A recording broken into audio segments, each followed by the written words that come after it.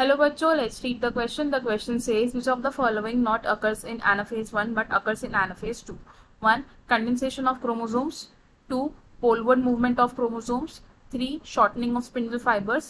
4. Splitting of centromere. तो question में हमसे पूछा है कि गिवन ऑप्शंस में से कौन सा ऐसा इवेंट है जो एनाफेज 1 में नहीं हो रहा है लेकिन एनाफेज 2 में हो रहा है। तो सबसे पहले क्या करेंगे, हम इस क्वेश्चन का की कॉन्सेप्ट समझेंगे।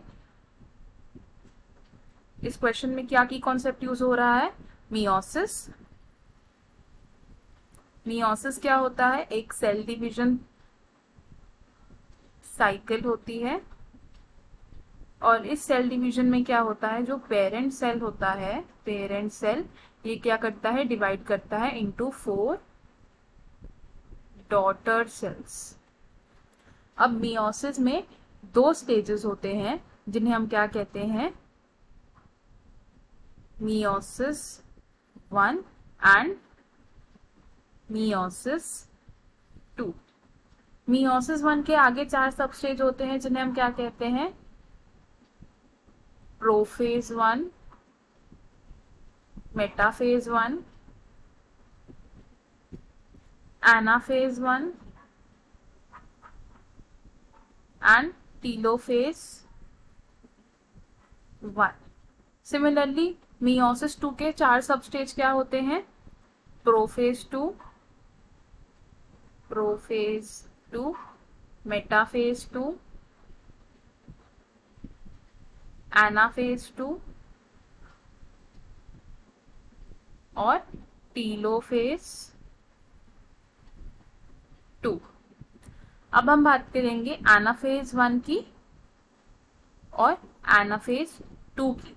पहले देखते हैं एनाफेज 1 को। एनाफेज 1, तो एनाफेज 1 में क्या होता है, जो माइक्रोट्यूब्यूल्स होते हैं स्पिंडल फाइबर्स के वो शॉर्टन हो जाते हैं। तो हम क्या लिखेंगे, microtubules of spindle fibres shorten. और इसकी वजह से क्या होगा कि जो सेंट्रोमियर है वो टूवर्ड्स द पोल खिंचा चला जाएगा और वो सेंट्रोमियर स्प्लिट नहीं होगा, entire centromere towards the pole move करेगा। Entire centromere moves towards pole. और क्या होता है एनाफेज 1 में, हम पोलवर्ड मूवमेंट ऑफ क्रोमोसोम्स, यानी कि क्रोमोसोम्स कहाँ मूव कर रहे हैं, पोल्स की तरफ मूव कर रहे हैं।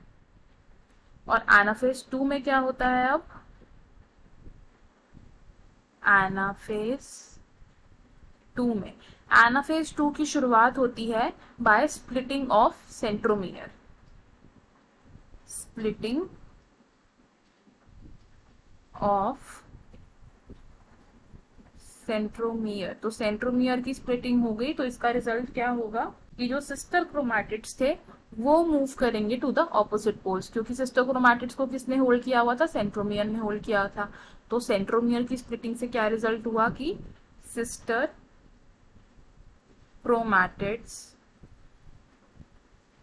Move towards opposite poles,